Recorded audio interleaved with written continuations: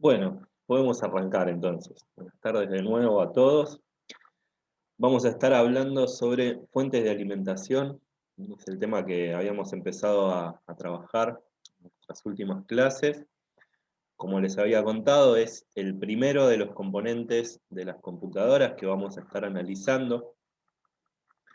Es un componente muy importante dentro de este sistema que compone a las computadoras que conocemos.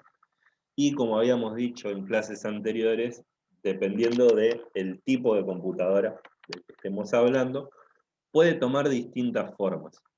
En estas imágenes que estamos viendo en pantalla de fuentes de alimentación, son fuentes de alimentación de computadoras de escritorio, las que tienen esta forma así, que es como una caja rectangular con varios cables, un ventilador bastante grande, en tamaño, pesada, y que nada, tiene muchos cables, muchos conectores. Es una fuente típica de computadoras de escritorio. En otros dispositivos, otro tipo de computadoras, también encontramos fuentes de alimentación, ¿no? Porque todos los tipos de computadoras necesitan de energía eléctrica para funcionar. Nosotros habíamos puesto como ejemplo en clases anteriores y en las actividades que ustedes tenían que resolver, esto de las computadoras portátiles. Por ejemplo, un teléfono celular o una netbook, tablet, eh, etcétera, todas las que hay, las que son relojes también, las que son unos anteojos, esas de Google también, todas tienen su fuente de alimentación. Todas reciben energía eléctrica de algún lado. Hay una diferencia grande entre las computadoras de escritorio y las portátiles, que tiene que ver justamente con el hecho de que una está diseñada para quedarse en el mismo lugar siempre. Entonces, la computadora de escritorio va a ser, por lo general, una computadora más potente, más grande, con más dispositivos. Por eso necesita también de una fuente más grande, más potente y con más conexiones que, por ejemplo, un celular o una notebook, ¿no? Que son dispositivos más chiquitos, que consumen menos energía y que tienen la característica de que se pueden transportar de un lugar a otro. Si yo en mi celular, que es así chiquitito, finito, quisiera poner una fuente de alimentación del tamaño de la que estamos viendo en la imagen, sería muy poco práctico. Yo tendría que llevar el celular en una mochila y la verdad que no sería muy transportable, no sería muy portátil. Entonces se resolvió ese problema para hacer computadoras que pudieran ser portátiles, reemplazando esta fuente de alimentación por otro tipo de dispositivo, otro componente. ¿Cuál es el componente que reemplaza a las fuentes de alimentación en un celular o en una notebook, en una netbook?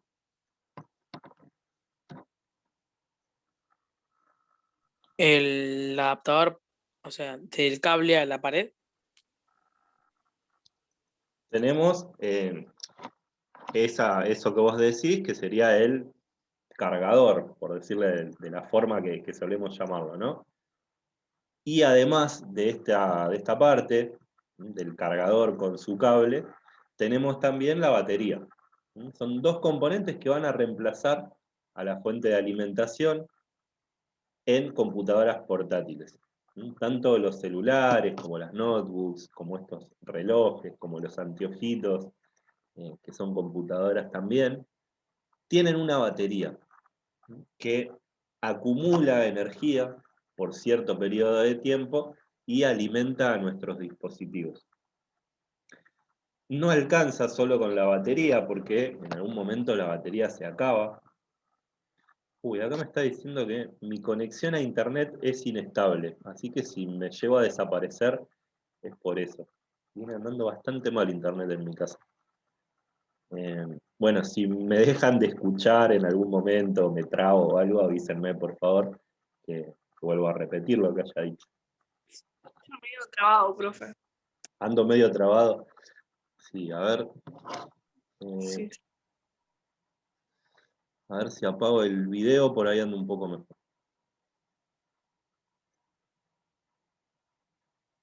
¿Ahí me escuchan un poco mejor? Sí, Sí, bueno. Se van a perder de ver esta hermosa carita durante un rato, pero mientras me puedan escuchar, está todo bien. Decía que con la batería en estos dispositivos no alcanza para reemplazar la fuente de alimentación porque las baterías tienen un tiempo de uso que no es muy largo, ¿no? Al celular o a las computadoras portátiles las estamos cargando a cada rato, por lo menos una vez por día tenemos que cargarlos. Y no es negocio tampoco usar pilas, como las antiguas pilas que se usaban, o que se usan todavía para algunas cosas, porque estaríamos recambiando pilas una vez por día o cada, no sé, 3, 4 días, y generaríamos una cantidad de desperdicios enormes y gastaríamos un montón de plata. Entonces se solucionó el problema apelando un poco a la idea de la pila, esto de tener una batería adentro de los dispositivos, y que esa batería pueda ser recargable, que no se tenga que reemplazar por una nueva. Entonces, para reemplazar a las fuentes de alimentación que tiene una compu de escritorio, son necesarios estos dos dispositivos. La batería que se carga, digamos, y mantiene la energía y alimenta nuestro celular, pero también el cargador. En el cargador, tanto del celular como de las computadoras portátiles o de cualquier dispositivo portátil, vamos a encontrar un circuito parecido al que se ve acá dentro de esta fuente que está así como medio radiografiada, ¿no? Como que se puede ver para adentro. Y vemos que tiene un montón de cosas ahí adentro, ¿no? Tiene un circuito que se encarga de filtrar la energía, se encarga de estabilizar esa energía para que dé valores constantes, ¿sí? Se encarga de eh, justamente esto de brindar distintos voltajes, o sea que tiene como un circuito dividido en varias partes, y cada una va tirando un voltaje distinto. Es algo bastante complejo el funcionamiento de una fuente de alimentación.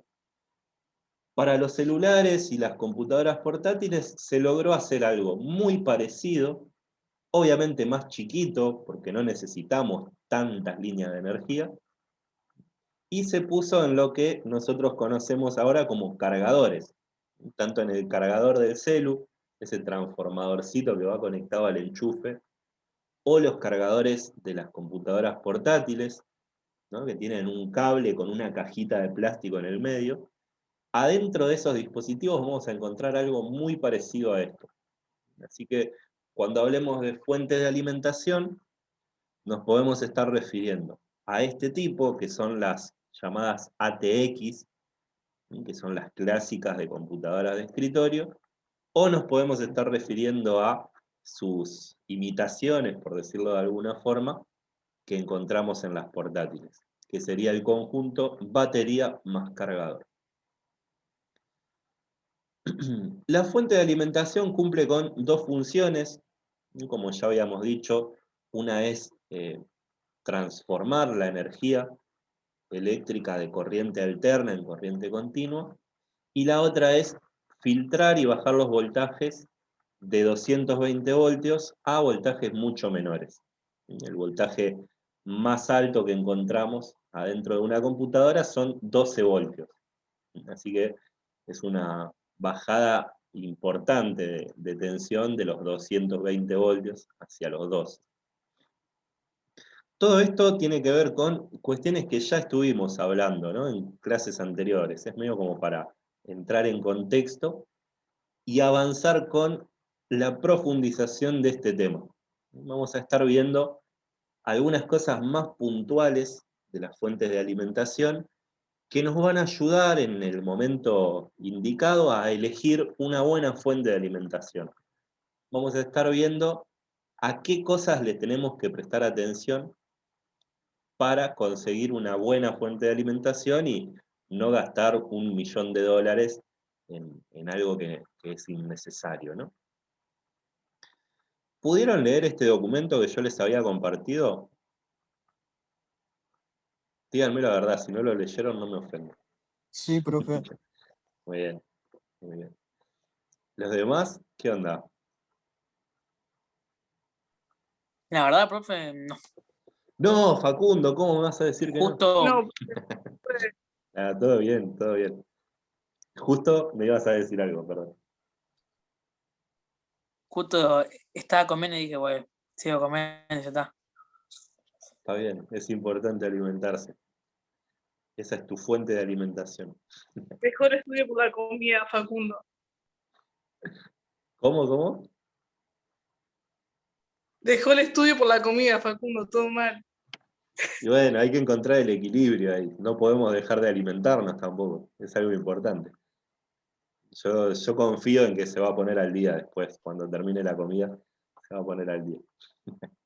Nada, yo pregunto para saber si ya lo leyeron. Iba a dar así como un vistazo más por arriba. Si la mayoría todavía no lo leyó, vamos a prestar un poco más de atención al texto, nada más. No es para retarlos ni nada. Entiendo que estamos en una situación difícil, muy lejos de la ideal, así que no les voy a exigir demasiado. Les voy a exigir lo necesario para que podamos avanzar con la materia y nada más. No nos volvamos locos. La idea es que esto no sea estresante para nadie, que podamos aprender algo juntos a lo largo del año. Cosas a las que tenemos que prestar atención cuando vamos a elegir una fuente. Puede ser que queramos armar una computadora para nosotros, puede ser que se nos haya roto alguna computadora de las que tenemos en nuestra casa, puede ser que queramos en algún momento emprender un negocio de armar computadoras para venderlas o de reparar computadoras en nuestra casa y cobrar obviamente por eso. Entonces, en cualquiera de estas actividades tenemos que saber qué tipo de fuentes nos conviene en cada momento y cómo hacer para elegir una que tenga un precio razonable, digamos, y que sirva para el uso que le vamos a dar. Una primera característica que diferencia fuentes de alimentación entre ellas es el factor de forma, es decir, el diseño que va a tener, la forma que va a tener. Dice acá, al igual que sucede con las placas madre, gabinetes y muchos otros componentes, el factor de forma es una de las características básicas para poder instalar la fuente de alimentación en la caja de tu ordenador. Cuando dice caja se refiere al gabinete. Se trata de la forma física y sus dimensiones. Es importante tener en cuenta esta cuestión, ya que no todas las fuentes coinciden con todos los gabinetes. Puede ocurrir que compremos una fuente y no la podamos montar en el gabinete, que no entre, que no calce, que no sea el mismo diseño que el que ese gabinete necesita. Así que acá tenemos una primera cosita a la que tenemos que prestar atención, y es, ¿la fuente que vamos a comprar va a entrar en el gabinete o no? ¿Cómo podemos hacer para asegurarnos de que la fuente de alimentación que yo voy a ir a comprar va a calzar en el gabinete que tengo? A ver si se les ocurre alguna idea. Y tomar medidas, puede ser, profe. Bien, ahí tenemos la primera. Tomar medidas, tendríamos que ver el tamaño del espacio que tiene el gabinete para la fuente y dónde están los tornillitos que sirven para montarla al gabinete. Porque por ahí, en cuanto al tamaño, va a entrar bien, pero no la vamos a poder atornillar y nos va a quedar floja, va a empezar a hacer un ruido horrible, y también al estar floja y moverse, puede ser que el ventilador agarre algún cable, que se trabe, que no funcione bien. Así que ahí tenemos una primera indicación, tomar medidas. Es importante esto. Una cosa que tenemos que tener en cuenta es que la mayoría de las computadoras de escritorio usan el mismo tipo de fuente, que es el formato ATX. Formato ATX para fuentes de computadora de escritorio es un estándar. Es una que la podemos comprar acá o en Malasia y va a ser igual, y va a calzar en mi gabinete. tenemos que prestar atención solamente si tenemos un gabinete medio raro.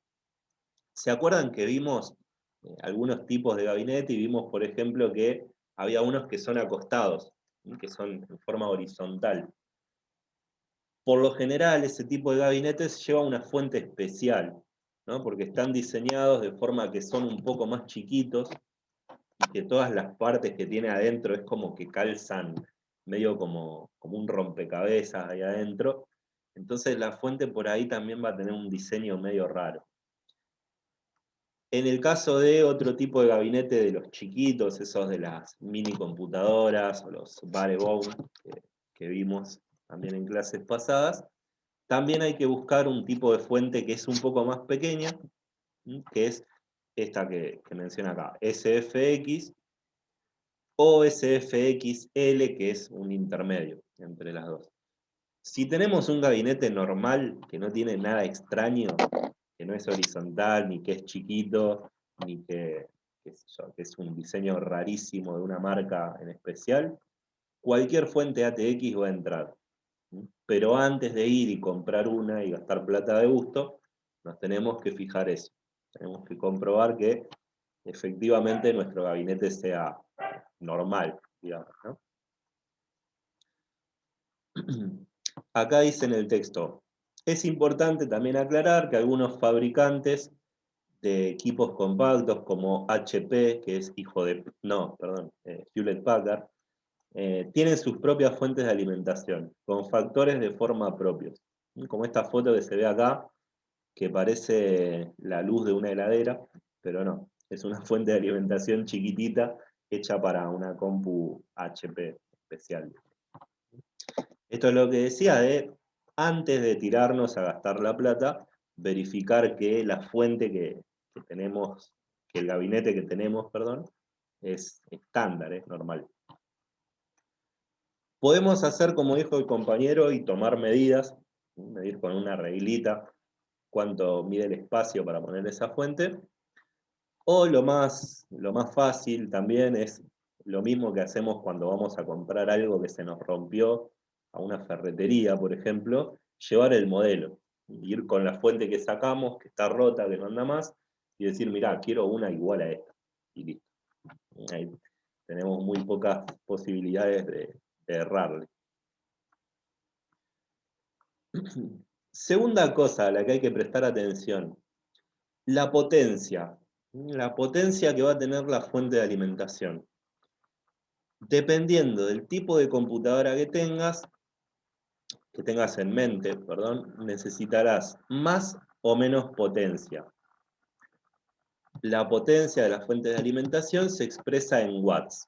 Siempre que veamos una caja de una fuente de alimentación, o una publicidad, o una publicación en Mercado Libre, por ejemplo, el primer dato que nos va a tirar es de cuántos watts es esa fuente. ¿Y para qué nos sirve saber esto? Nos sirve para saber cuántos dispositivos puede alimentar, qué potencia va a tener, cuánto caudal de energía va a estar entregando esa fuente. ¿Y por qué es importante saber esto?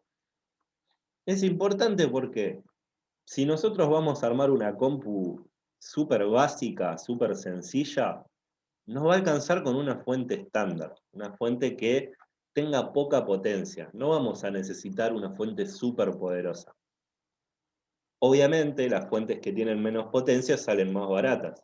Entonces, en lugar de ir y comprar la fuente Gamer 2021, qué sé yo, de 800 watts, vamos a comprar la más baratita y nos va a servir perfecto para nuestra computadora. No vamos a tener problemas. Ya si nosotros queremos armar una compu con una placa de video potente, por ejemplo, para, no sé, editar fotografías, editar video, o jugar a los jueguitos simplemente, vamos a necesitar una fuente un poco más potente. Porque nuestra computadora va a estar siempre funcionando a full, el procesador va a estar trabajando mucho, la placa de video también consume mucha energía. Además, es muy probable que esa computadora tenga 2 discos rígidos o más, que tenga varias placas de memoria RAM también. Entonces ya son un montón de cosas que necesitan energía y una fuente de 400 watts no va a alcanzar para alimentar todo. Vamos a ver que si ponemos una fuente chiquita en una compu así, es probable que directamente no encienda, o es probable que la estemos usando a la compu y cada vez que la exigimos un poco se apaga, se reinicia, se tilda, falla, porque es como que no le está llegando agua al tanque, ¿no? No le está llegando energía a todas las partes de la compu. Entonces, segunda cosa a la que hay que prestar atención, la potencia. Si la compu que tenemos que arreglar o la que vamos a armar es una compu básica, ni nos preocupamos, vamos a buscar una fuente baratita, es mejor ahorrar dinero en este caso. Y si vamos a armar una compu bastante potente, tenemos que calcular cuánta energía va a consumir y ir a comprar una fuente que dé un poquito más que esa energía. Para calcular la energía que va a consumir una computadora, hay páginas de internet que lo hacen en forma automática. Vos entrás y ponés en una lista, te va tirando qué partes tiene tu computadora, vas eligiendo cada modelo de cada cosa que tenés, y la misma página tiene una aplicación que te hace un cálculo y te dice qué potencia necesita esa computadora. Y eso está bueno porque nos ahorra de tener que andar investigando cuánto consume cada cosa y sacando la cuenta nosotros. Hay que aprovechar siempre estas aplicaciones que alguien que tuvo ya ese problema programó y nos puso a disposición de nosotros para ahorrarnos un trabajo. Una de las cosas lindas de la tecnología y las redes. Nos encontramos con todas estas soluciones fáciles. Así que, primer ítem, tema de forma y tamaño. Segundo ítem, tema de potencia. Tercer ítem tiene que ver con la certificación. Cuando yo les digo, esta fuente está certificada, ¿qué piensan ustedes? ¿Qué significará eso? Y puede ser que esté como verificada por la marca o algo así. Está verificada, bien. ¿Y qué significa que esté verificada? ¿Cómo hacemos para verificar algo? Que está revisada por profesionales y Bien, aprobada, supongo. eso. Está aprobada. Probada y aprobada. Ahí, las dos cosas, ¿no? Es una fuente que pasó un control de calidad. Tiene una certificación porque se le hicieron un montón de pruebas, se la hizo funcionar a esa fuente bajo estrés, digamos, ¿sí? Andar a pleno, como si fuera un auto yendo sexta a fondo, y esas pruebas dieron que la fuente funciona bien, que no desperdicia mucha energía, que no tiene problemas con los voltajes que da, y que es confiable, que no deja de funcionar, que no tiene subidas y bajones de tensión muy grandes. Todo eso hace que la fuente sea certificada. Vamos a encontrar en las cajas de las fuentes, en las publicidades o en las publicaciones de portales de internet donde se venden, si la fuente tiene certificación o no. La certificación se llama 80 más, 80 plus en inglés. 80 en inglés no se dice 80, ¿no? Pero bueno, se entendió la idea. Eh, y hay distintos niveles. Es como decir, bueno, la primera, esta que está en blanquito, pasó, sí, perfecto. Pero no es un lujo. Y a medida que vamos avanzando hacia la certificación de titanio, que es la mejor de todas, es como que vamos viendo fuentes mejores en su calidad. Si vamos a armar una computadora que nos sale 300.000 pesos y vamos a gastar un montón de plata en todos sus componentes, obviamente es recomendable ir a una fuente de estas, que las más, obviamente van a ser las más caras, porque nos asegura que va a estar protegida toda esa inversión que hicimos en el resto de la computadora. Ahora, si armamos una computadora con cosas que encontramos tiradas en un bolquete y cosas que nos regaló nuestro tío, y nos falta solamente la fuente, no nos vamos a gastar, qué sé yo, 20.000 pesos en una fuente porque no lo amerita. Vamos a pensar en ir a lo seguro, a una fuente que funcione bien, que esté certificada, pero no más que eso, o sea, lo mínimo indispensable. Vamos a buscar esta etiqueta, el 80 blanco. Fuentes de alimentación que no son certificadas, obviamente son mucho más baratas, pero tienen el problema de que no pasaron ningún control de calidad. Es como, qué sé yo, arriesgarse un poco a poner en peligro todo el resto de la compu por una fuente que no sabemos si funciona bien. Así que acá hay un tercer ítem al que tenemos que prestar atención, y es el control de calidad, la certificación.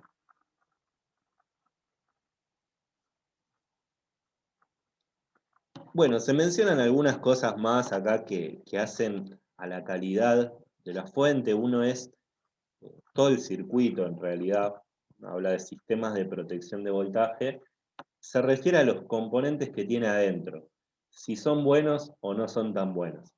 Por lo general, las fuentes buenas tienen en su publicidad o en sus publicaciones, incluso en la misma caja en donde viene el producto, hacen mucha propaganda de esto, ¿no? De que está construida con partes buenas. Lo vamos a encontrar a eso. Está bueno buscar una fuente que diga eso, que el circuito está hecho, ahora no me sale exactamente cuál es la palabra que se usa, pero es eso, es una propaganda de lo bueno que es el circuito de esa fuente. ¿Cuál es la diferencia entre una fuente con partes buenas, con componentes electrónicos buenos, y una que no? Vamos a tener una fuente que dure más, si sus partes son buenas, obviamente va a salir un poco más cara, y va a estar protegiendo a todo el sistema, va a estar protegiendo a todas las partes que se conectan a ella, porque cuenta con estos componentes que dice acá, que son los filtros que absorben y minimizan las fluctuaciones del flujo eléctrico, es decir, que mantienen voltajes estables. Por este cablecito siempre van a pasar 5 voltios. No va a haber una subida a 9 voltios que me puede quemar una placa. O no va a haber un bajón de tensión que me puede quemar algún componente. Siempre va a ser igual el flujo de corriente, ¿no? Así que otra cosa a la cual hay que prestar atención es la calidad del circuito con el que viene esa fuente. Después, esto ya es medio ponerse como exquisito, y tiene que ver un poco con cuestiones de diseño, cuestiones de la facha que va a tener nuestra compu, y un poco también con cuestiones de ordenar todo adentro del gabinete, y es el tema de los cables. Acá, como vemos en la imagen, hay dos tipos de fuentes respecto a esta cuestión. Esta fuente, la de abajo, trae como una manguera con un montón de cables adentro, y cada uno de esos cables con sus conectores, ¿no? Es lo normal, lo estándar, la fuente común, digamos. Hay otro diseño que es un poco mejor, un poco más caro también, que es el de las fuentes modulares, que son fuentes que traen todos sus cables aparte y solamente se van a conectar los cables que nosotros usemos. Entonces, ¿qué ventaja tiene esto? Que no vamos a tener cableado de gusto adentro del gabinete ahí dando vueltas, molestando. Esto a la vista es más lindo, obviamente, si nos armamos una de esas compus refacheras con el gabinete transparente, con luces adentro y queremos que se luzca y sea hermosa, está bueno pensar en este tipo de fuentes. Y otra cuestión que es más importante, no tiene que ver tanto con la facha, es que al tener menos cables adentro, circula mejor el aire por el gabinete. Y esto sirve para que se caliente menos, que el aire caliente salga del gabinete que el flujo de aire sea más limpio y que nuestra computadora funcione siempre a una temperatura adecuada. Si nosotros usamos la compu a temperaturas altas todo el tiempo, nos va a durar menos. Es más posible que se rompa, que tenga problemas. Así que tenemos otra cuestión a tener en cuenta, el tema de, voy a comprar una fuente común con todos los cables o una fuente modular, que yo pueda sacar los cables que no uso y dejar el gabinete un poco más ordenado. Esto es un poco a elección y también tenemos que pensar en el tema económico. De nuevo entra en juego lo mismo. Si estamos armando una compu sencilla, no sé si vale la pena gastarnos 2.000 pesos más o 3.000 o lo que valga en una fuente modular. Porque primero que no lo va a necesitar esa compu porque al ser básica no va a levantar tanta temperatura. Y segundo que esto del tema del diseño tampoco es algo que nos va a interesar mucho. Acá se ve una imagen un poco más grande de la fuente modular,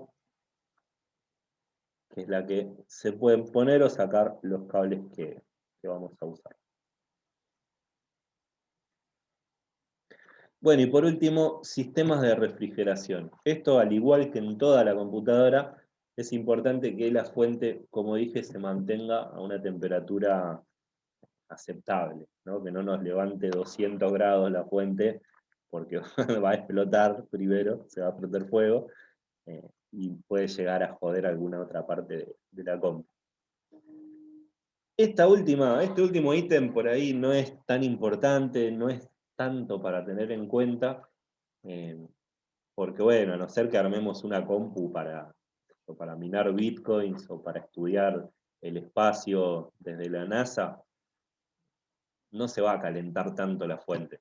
Incluso computadoras de diseño, computadoras gamers, pueden funcionar con fuentes normales, por decirlo de alguna forma, sin un sistema de refrigeración muy raro, y no van a tener problemas. Así que este punto por ahí no es tan importante como los anteriores. Bien, en base a este texto que estuve acá desarrollando un poquito en esta clase, ustedes van a tener que resolver una actividad que consta de 5 consignas y que pueden resolver en grupo. Si alguien lo quiere hacer solo, porque, bueno, dado el contexto, por ahí es más fácil trabajar solo que estar con el celu, comunicándose con los compañeros, no hay problema, lo pueden hacer solos. Y si quieren trabajar con un par de compañeros, mientras sean menos de 4, pueden hacerlo también, no hay problema con eso. Como dice acá, la fecha de entrega es el próximo martes, y saben que cualquier duda que surja mientras están trabajando, me pueden escribir, tanto por Classroom o por mi correo, yo les contesto. Por ahí tardo un poco, pero les contesto. Acá la idea de esta actividad es que ustedes puedan plasmar por escrito en un trabajo que en forma digital, me lo van a mandar por Classroom, no hace falta que lo tengan en la carpeta, no es obligación, digamos. Puedan plasmar lo que estuvimos desarrollando hoy.